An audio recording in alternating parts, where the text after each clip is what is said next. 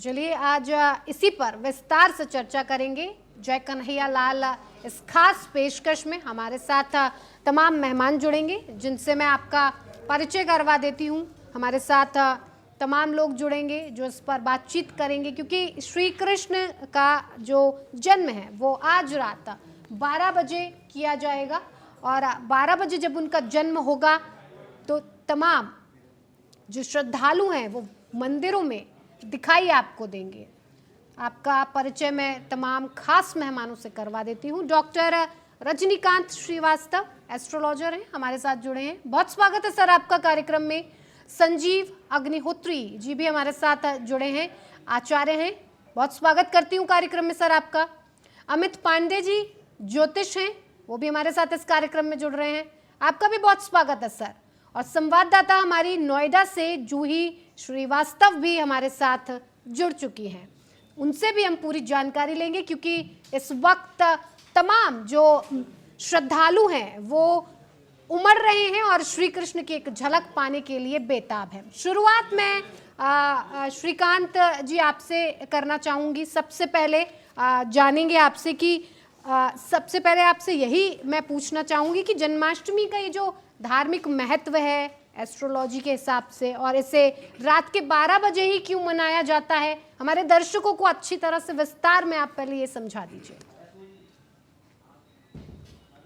देखिए, भगवान श्री कृष्ण का जन्म रात के 12 बजे हुआ था, जी। इसलिए 12 बजे का ही महत्व है और हम लोग उसी परंपरा का निर्वाह करते हैं। सबसे पहले मैं जितने भी उपस्थित हैं उनको राधे राधे, जय श्री कृष्ण। जी जी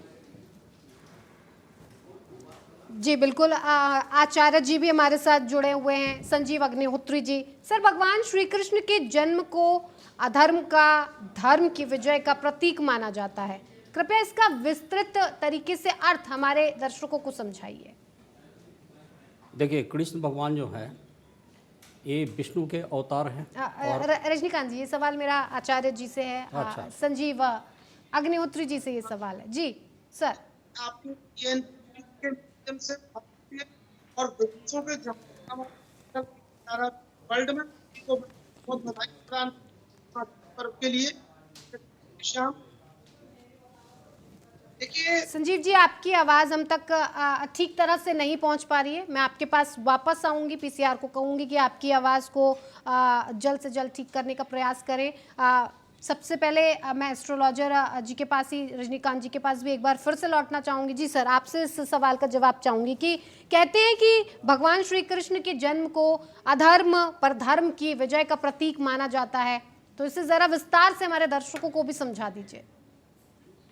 मेरे लिए जी, आपसे ही रजनीकांत जी। देखिए, कृष्ण भगवान ने अधर्मियों का नाश करके और उस काल में, उस युग में और सत्य का और धर्म का निर्माण किया, धर्म के रास्ते पर सबको ले आए और पृथ्वी को पाप विमुक्त किए हैं। कहा, उन्होंने खुद ही एक बार बोला है कि दो न्याय अगर तो आधा दो, उसमें भी अगर बाधा हो, दे दो केवल 5 ग्राम, हम वही खुशी से खाएंगे, परिजन पर असी न उठाएंगे।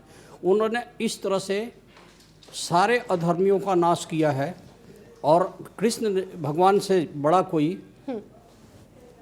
कोई भी उस काल में नहीं रहा। उन्होंने पूरी महाभारत से लेके बड़े बड़े योद्धा को मरवा दिया, और सिर्फ इसलिए मरवा दिया कि वो अधर्मी थे या अधर्म के साथ देते थे।